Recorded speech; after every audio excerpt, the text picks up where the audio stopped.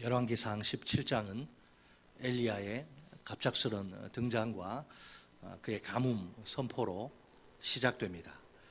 뒤이어 그릿 시냇가로의 도주와 사르밧으로의 긴 피신이 나옵니다. 엘리야는 아합에게 가뭄을 선포한 후 그릿 시냇가에서 도피 생활을 합니다. 그때 하나님은 엘리야에게 먹을 양식을 기적적으로 공급하십니다. 얼마 후 엘리야는 이세벨의 본토인 사르밧의 한 과부 집에 몸을 의탁해 지냅니다. 그러자 하나님은 오랜 가뭄 중에도 사르밧의 그 과부에게 그 집에 먹을 양식이 끊어지지 않게 하십니다. 역시 기적적으로 하나님이 역사하신 결과입니다. 솔직히 하나님의 일하심은 우리 사람의 생각으로는 이해하기 어렵습니다. 그릿 시냇가에서 까마귀들이 엘리야를 먹이기 위해 떡과 고기를 입에 물어 오다니요. 상식적으로는 불가능한 일입니다. 설사 까마귀가 음식을 물어온다 해도 여전히 어려움은 있습니다. 엘리야가 본능적으로 그 음식을 거부할 가능성이 큽니다. 왜요? 구약시대의 세계관에 따르면 까마귀는 부정한, 가까이에서는 안 될 짐승이기 때문입니다. 까마귀를 먹지 말라는 하나님의 명령도 있지 않습니까? 그러나 하나님은 까마귀들을 사용하셔서 엘리야를 먹이십니다. 이것은 하나님의 주권적인 선택입니다. 엘리야는 까마귀들이 물고 온 그 떡과 고기를 거부하지 않고 순순히 먹습니다. 하나님이 엘리야의 먹을 것을 이렇게 책임지십니다. 그런데 7절, 오늘 본문의 바로 앞절 7절을 보면 땅에 이제 비가 내리지 않습니다. 하나님의 언약적 저주로서 가뭄이 임한 것입니다. 얼마 뒤에는 이제 엘리야가 머물던 그릿 시내조차 마릅니다. 가뭄의 영향이 저 구석진 외진 시골 마을에까지 널리 미치게 된 것이지요. 그래서 엘리야도 다른 사람들처럼 그 가뭄의 고통을 겪습니다. 엘리야가 자신이 선포한 그 예언의 피해자가 되다니요. 이제 더 이상 그곳에서 살기가 벅찹니다. 바로 그때 여호와의 말씀이 다시 엘리야에게 임합니다. 본문 9절 말씀입니다. 어떤 말씀인가요? 너는 일어나 시돈에 속한 사르밧으로 가서 거기 머물라. 내가 그곳 과부에게 명령하여 내게 음식을 주게 하였느니라. 아멘. 사르밧은 그 지중해 연안의 두로와 시돈 사이에 있는 성읍입니다. 시돈은 아합 왕의 아내 이세벨의 고향입니다. 바알 숭배 중심지입니다. 이번에도 하나님은 신비한 방식으로 일하십니다. 하필 하나님이 과부를, 많은 사람이 있는데 이 과부를 양식 공급의 도구로 선택하시다니요. 그 당시에 과부는 사회적 약자입니다. 공동체에서 소외된 외로운 그런 영혼입니다. 스스로의 힘만으로는 험한 세상을 살아가기가 정말 힘듭니다. 자기 한 몸 가누기도 벅찬 그런 사람. 본문에 나오는 과부의 경우는, 물론 엘리야는 모르지만 본문에 나오는 과부의 경우는 더욱 심각하죠. 그녀는 이방인으로서 절대 빈곤과 궁핍 가운데 빠져 있습니다. 양식이 다 떨어진 상황입니다. 겨우 마지막 식사를 할 한 끼 정도만 남아 있습니다. 그러니 지금 살기 위해서는 당장 누군가로부터 도움을 받아야 합니다. 다른 사람의 양식을 책임질 그런 형편이 전혀 아닙니다. 어떻게 이런 여인이 엘리야의 양식을 공급할 자로 선택될 수 있을까요? 과연 하나님의 명령 앞에서 엘리야는 어떤 반응을 보이나요? 본문 10절 상반절 말씀입니다. 그가 일어나 사르밧으로 가서 성문에 이를 때에, 아멘. 따르기가 쉽지 않은 명령이지만 엘리야는 정확히 순종합니다. 하나님의 명령과 그의 순종을 한번 비교해 볼까요? 하나님이 일어나라고 하십니다. 엘리야는 그 명령대로 일어납니다. 하나님이 사르밧으로 가라고 하십니다. 엘리야는 그 명령에 따라 사르밧으로 갑니다. 원래 엘리야에게는 과부에 대한 사전 정보가 전혀 아예 없습니다. 어떤 과부인지 전혀 몰라요. 그런데도 일단 명령에 무조건 순종합니다. 놀랍게도 엘리야는 간 그곳에서 하나님이 여호와 이래 하나님이 예비하신 과부를 만납니다. 본문 10절은 그 최초의 만남을 이렇게 소개합니다. 한 과부가 그곳에서 나뭇가지를 줍는지라. 아멘. 나뭇가지를 무엇에다 쓰려고 주울까요? 불 뗄감으로죠. 나뭇가지를 줍는 과부라 굉장히 가난하겠죠. 앞으로 꽤 오랫동안 엘리야의 양식을 책임질 만한 사람 같나요? 당연히 대답은 부정적일 수밖에 없습니다. 엘리야가 이런 과부, 이런 가난한 과부를 만날 거라 상상이나 한 걸까요? 자, 그래도 엘리야는 좀 놀랬겠죠, 솔직히. 그래도 엘리야는 머뭇거리지 않습니다. 과부에게 공손한 태도로 두 가지 부탁을 합니다.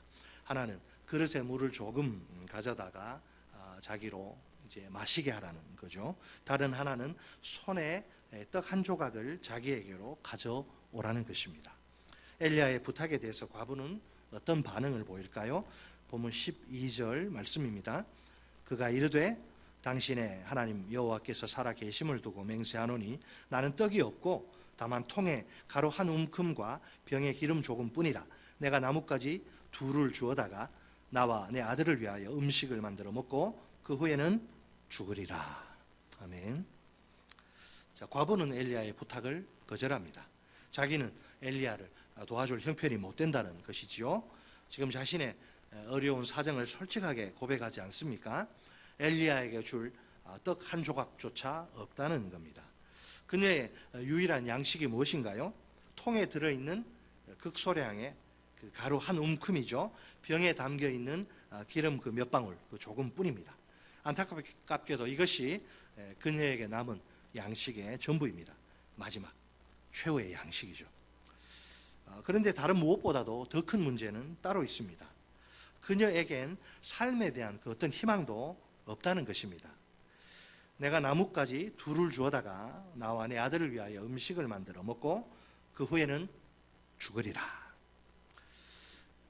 마지막 떡 한 조각을 아들과 함께 나눠 먹고 죽다니요. 동반 사망. 얼마나 비참한 운명이라 말인가요? 자기는 그렇게 죽는다 칩시다. 눈에 넣어도 아프지 않은 사랑하는 아들의 죽음은 어떨까요? 어머니로서 어떻게 해서든 막아야 하지 않을까요? 하지만 도저히 막을 방법이 없습니다.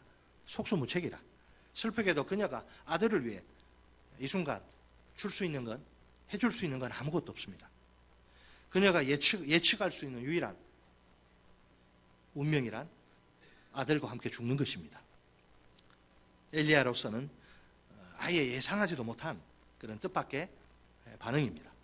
그러나 그는 당황하지 않고 다시 그녀에게 명령을 내립니다.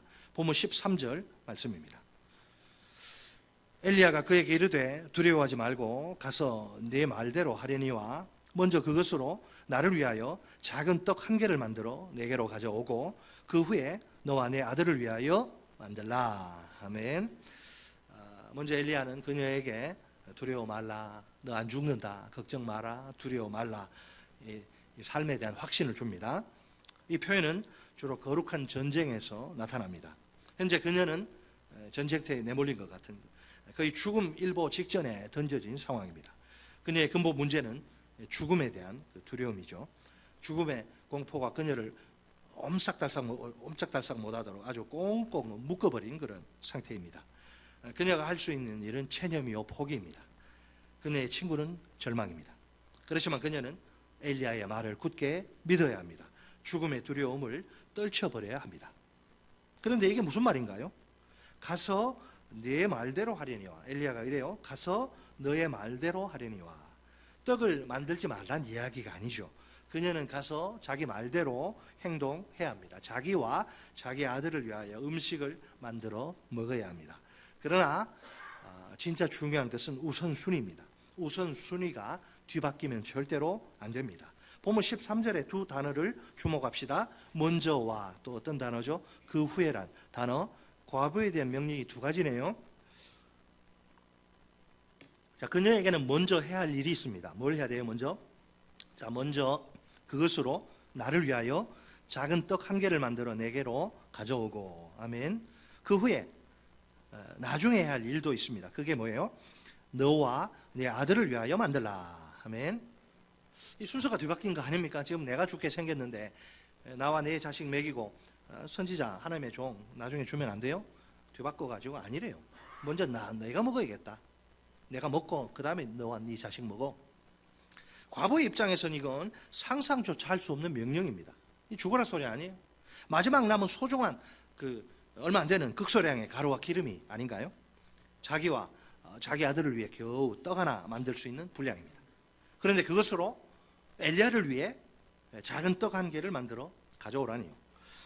만약 그렇게 하면 남는 가루와 기름 얼마나 될까요?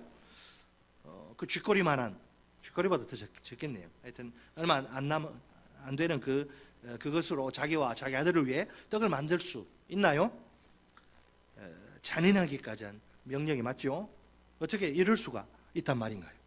해도 정말 너무하네요. 이게 하나님의 종이 할 소리입니까? 하지만 단순한 명령이 전부가 아닙니다. 거기에 하나님의 약속이 덧붙여져 있습니다. 이게 중요한 거예요.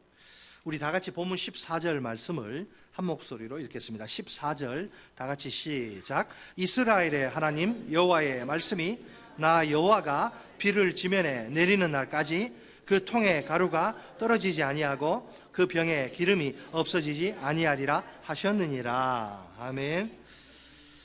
하나님의 공급에 대한 놀라운 약속입니다. 과부가 두려워하지 말아야 할 이유이기도 합니다.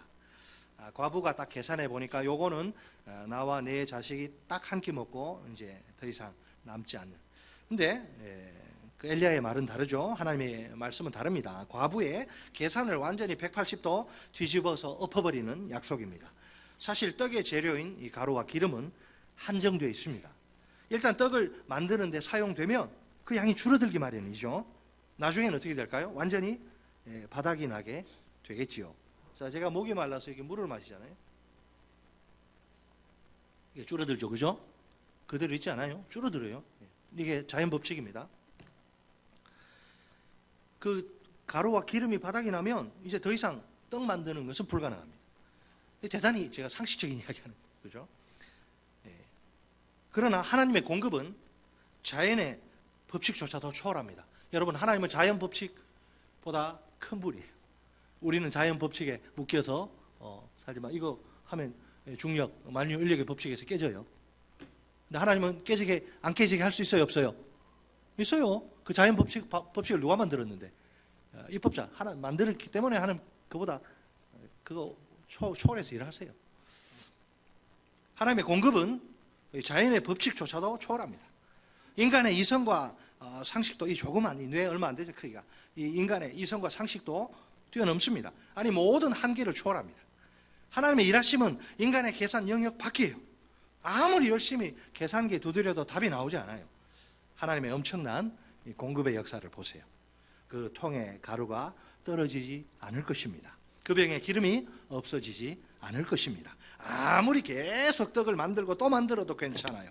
떡을 만들면서 빠져나가는 양만큼 또 채워집니다. 여러분, 이 세상에서는 도저히 있을 수 없는 일입니다. 오직 전능하신 하나님만이 일으키실 수 있는 기적입니다. 자, 이 기적의 약속 앞에서 여인은 어떻게 반응할까요? 본문 15절 상반절 말씀입니다. 이 과부입니다. 그가 가서 엘리야의 말대로 하였더니, 단순한 사람의 말이 아니죠. 엘리야의 입을 빌려서 하나님이 말씀을 하신 하나님의 말, 엘리야의 말이 하나님의 말씀이에요. 자, 그녀에게 순종이 쉬운 일일까요? 누가 보더라도 위험천만한 일이 아닐 수 없습니다. 단 하나뿐인 목숨이 걸려있는 일이기 때문입니다. 도박 어떻게 보면 만약 하나님이 그 약속을 지키지 않으시면 어떻게 될까요? 과부는 아들과 함께 꼼짝없이 굶어 죽게 됩니다. 그렇다면 사실상 목숨을 걸고 하나님을 신뢰하라는 요구입니다. 살고 죽는 것이 그 떡에 달려있는 게 아닙니다. 오직 생명의 주인이신 하나님께 달려 있습니다. 하나님은 우리의 생사 화복을 주장하시는 분이에요. 하나님은 죽은 사람도 살릴 수 있고 살아있는 사람도 당장 죽일 수 있어요. 여러분, 생명의 주인 하나님, 이 사실을 인정하고 순종하라는 것입니다. 자, 마침내 과부는 자신의 인간적인 생각을 다 내려놓습니다. 엘리야의 말대로 행동합니다. 그래서 마지막 가루와 기름으로 작은 떡 한 개를 만듭니다. 먼저는 엘리야를 먹이기 위한 떡입니다. 다음으로 자신과 자신의 아들이 먹을 떡입니다. 비장미가 철철 흐르는 이 과부의 순종이 참으로 눈물겹습니다. 순종의 비결은 딱 하나, 하나님의 약속에 대한 믿음입니다. 엘리야를 통해 선포된 하나님의 약속의 말씀이지요. 솔직히 말해서 인간적인 생각으로는 도저히 받아들이기 힘듭니다. 그럼에도 불구하고 이 과부는 이 말씀을 온전히 믿습니다. 그 믿음으로 무조건 순종합니다. 자, 오늘 본문에서 우리는 하나님의 일하심의 중요한 원리를 발견합니다. 하나님은 믿음으로 순종하는 일꾼들을 통해 일하십니다. 네, 따라서 하십니다. 하나님은 믿음으로 순종하는 일꾼들을 통해 일하신다.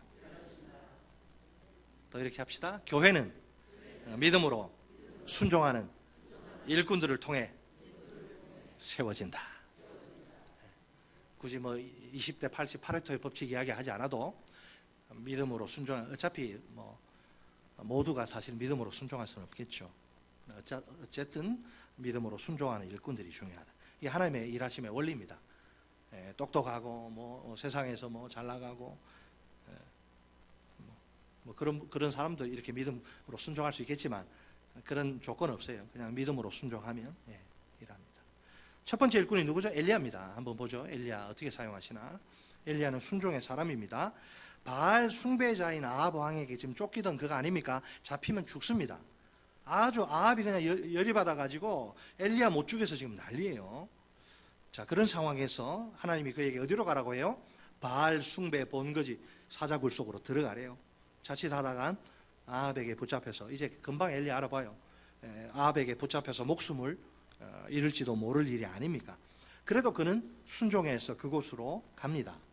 또 사회적 약자의 대명사인 과부에게 먹을 양식을 의탁하라니요. 그녀가 양식을 제공할 만한 형편인지 아닌지도 모르는 상태죠. 이런 상태에서 무턱대고 그녀를 찾아가라니요. 그런데도 엘리야는 하나님의 명령에 순종합니다. 자, 엘리야의 순종을 한번 곰곰이 생각해 봅시다. 이해할 만한 명령이기 때문에 순종한 게 아닙니다. 이해 여부와 상관없이 단지 그것이 하나님의 명령이기 때문에 순종한 것입니다. 어른이, 최고의 어른이 하라 그러면 하는 거예요. 하지 말라 그러면 안 하는 거예요. 누구든지 하나님의 명령 앞에서는 선택의 자유가 없습니다. 무조건 절대적으로 순종해야 할 의무와 책임만 있을 따름입니다.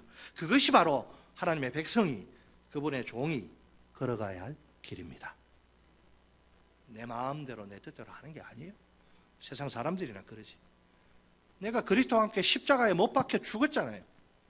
내 마음대로 내 하고 싶은 대로 하던 과거에 나 하나님 예수가 내 속에 없던 때는, 그때 나는 골고다 언덕에서 주님 십자가에 못 박혀 돌아가실 때 죽어버렸어요. 그럼 이제는 내가 이렇게 살아있지만 과거에 내가 사는 게 아니라 내 속에 그리스도 예수께서 사시는 거라요.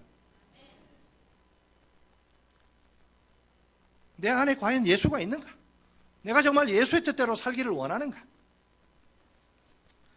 자, 그렇다면 그 엘리야의 순종의 비결은 무엇일까요? 엘리야의 순종의 비결, 그것은 하나님께 대한 믿음입니다. 그에겐 하나님의 약속은 반드시 성취된다는 믿음이 있습니다. 신실하신 하나님이 약속의 성취를 보증하시는 겁니다. 이 믿음을 기초로 과부에게 물질적인 헌신을 요구합니다. 인간적인 눈으로 보면, 아니 비빌 때를 비벼야지 벼룩이 간을 내먹는다고 이렇게 생각할 수도 있어요. 이렇게 요구하는 거, 이게 쉬운 일 아닙니다. 마지막 남은 양식까지 자기 위에 바치라고, 내가 먹겠다 이렇게 요구하다니.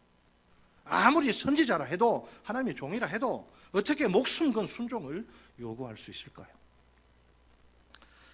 자, 엘리야에게 결정적으로 중요한 것이 여러분 뭐라고 생각하십니까? 과부의 절박한 형편입니까? 아무리 하나님의 명령이라도 보니까 안 되겠어, 인간적으로 내가 못하겠다, 이겁니까? 결정적으로 중요한 것은 과부의 절박한 형편이 아닙니다. 본문 9절에 기록된 하나님의 약속의 말씀입니다. 9절에 뭐라고 했길래, 자, 너는 일어나 시돈에 속한 사르밧으로 가서 거기 머물라. 내가 그곳 과부에게 명령하여 네게 음식을 주게 하였느니라. 하나님이 그 과부가 형편이 어떻든 말든 상관없이 과부 통해서 먹인다고 하니까 믿고 가는 거예요. 그냥 떡 달라고 하는 거예요. 그러니까 자, 하나님이 사용하신 두 번째 일꾼은 누굽니까? 과부. 자, 먹을 양식이 거의 다 바닥난 상황입니다. 그런데 마지막 남은 가루와 기름으로 떡을 만들어 엘리야에게 바치라니요. 아주 잔인하기 짝이 없는, 터무니없는 이런 요구가 아닙니까? 자기에게 떡 하나 보태주지는 못할 망정, 그 얼마 안 남은 거 그거 먹고 죽으려고 하는데 그것까지 내놓으라고 하다니요. 어떻게 이럴 수가 있단 말입니까? 그런데도 그녀는 엘리야의 명령에, 하나님의 명령에 무조건 순종합니다. 역시 순종의 비결은 믿음입니다. 보통 우리는 자신의 열악한 상황이나 환경을 이제 순종의 그 걸림돌로 내세우죠. 내 형편이 지금 힘들고 어렵다. 그러면 순종할 수 없다고 생각합니다.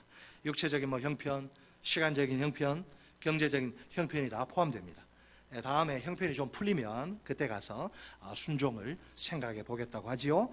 육체나 시간이나 돈에 좀 여유가 생기면 순종할 수 있다는 겁니다. 솔직히 우리 말해 봅시다. 내일이 내 날인지 어떻게 알아요? 형편이 풀릴지 안 풀릴지 어떻게 알아요, 내가?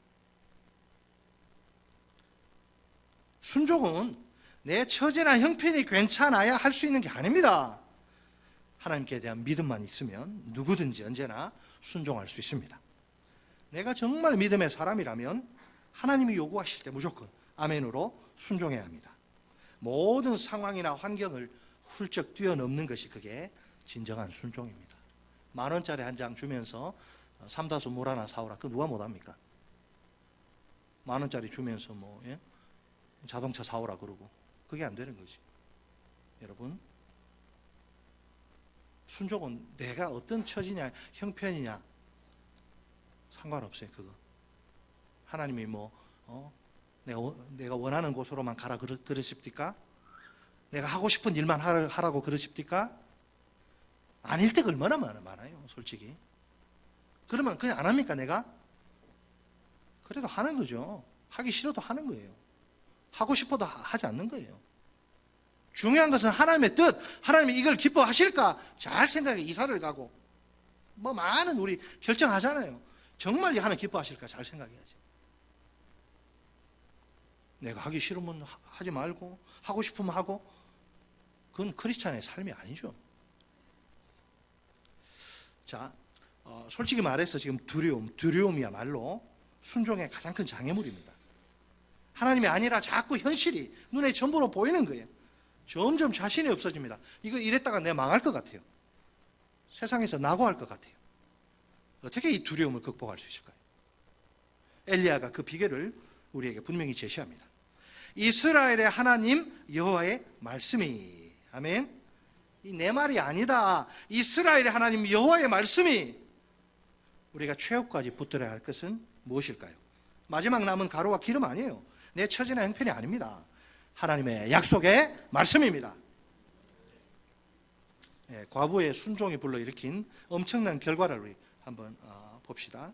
우리 다 같이 본문 15절 하반절로 16절 말씀인데, 15절 어디서부터 하시느냐 하면 그와 엘리야와, 거기서부터 16절까지 시작. 그와 엘리야와 그의 식구가 여러 날 먹었으나 여호와께서 엘리야를 통하여 하신 말씀같이 통의 가루가 떨어지지 아니하고 병의 기름이 없어지지 아니하니라. 아멘. 겨우 그냥 떡 한 조각 만들 수 있는 가루와 기름뿐이던 과부가 아닙니까?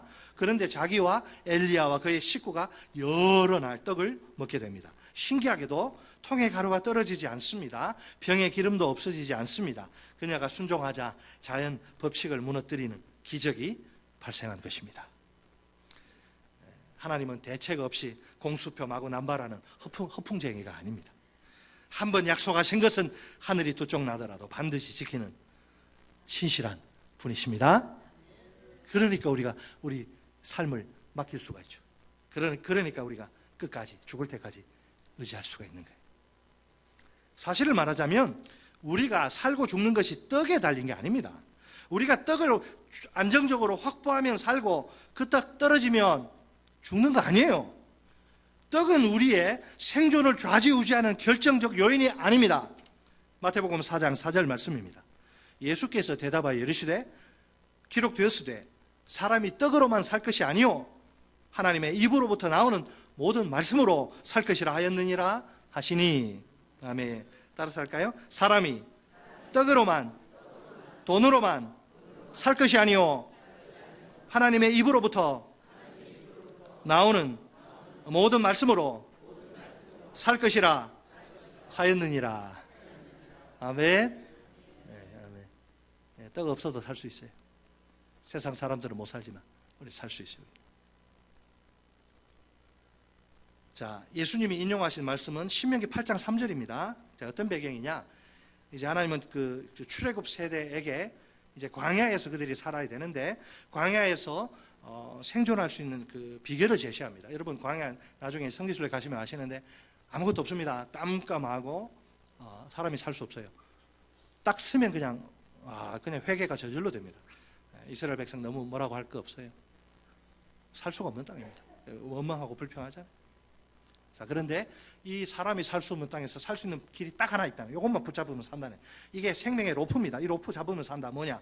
하나님의 공급을 신뢰하는 것입니다. 하나님이 사랑하는 자녀를 먹을 것도 없는 그렇게 몰아 넣을 때는 그냥 죽게 내버려 두는 게 아니에요. 하나님이 다 우리가 모르는 생각이 있는 거예요. 하나님이 공급하신다. 공급하시니까 광야로 밀어넣은 거예요. 비록 안 보이고 아무것도 없지만 출애굽의 이스라엘은 하나님이 양식을 공급해 주실 것을 온전히 신뢰해야 합니다. 하나님의 뜻에 철저히 순종해야 합니다. 즉 그들의 유일한 생존 방식은 하나님의 말씀대로 순종하며 사는 것입니다. 실제로 그들 보세요. 광야 40년 동안 무슨 아르바이트를 했습니까? 취업해서 일을 했습니까? 사업을 했습니까? 먹고 사는 문제에 자기 힘으로 해결하지 않습니다. 그럼에도 불구하고 굶어 죽지 않고 잘 살아가죠. 하나님이 어떻게 해서 하늘에서 만나와 메추라기란 특별 양식을 비처럼 계속 쏟으신 것이죠. 월요일 우리식으로 하면 월요일부터 토요일까지. 주일날은 절대 나가지 마. 주일날은 없어. 이틀치 죽게 토요일날. 그래도 욕심 때문에 나갔다가 빈손으로 돌아오죠. 주일날 쉬지 않고 일하는 거 아무 소득 없습니다. 월요일부터 토요일까지 일하고 주일은 쉬는. 직업상 어쩔 수 없이 소방관, 경찰관 이런 분들은 또 예외고 특별한 경우고 일반적으로 주일날 일하면 그 아무 유익이 안 돼요. 몸만 축납니다. 하나님의 원리가 6일 일하고 하루 쉬는 거예요. 7일 일하면 죽습니다. 다 망가집니다. 그렇게 하나님이 우리 디자인하셨어요. 쉬어야 됩니다. 잘 쉬셔야 돼요. 돈 몇 푼 더 벌려다가 빨리 갑니다.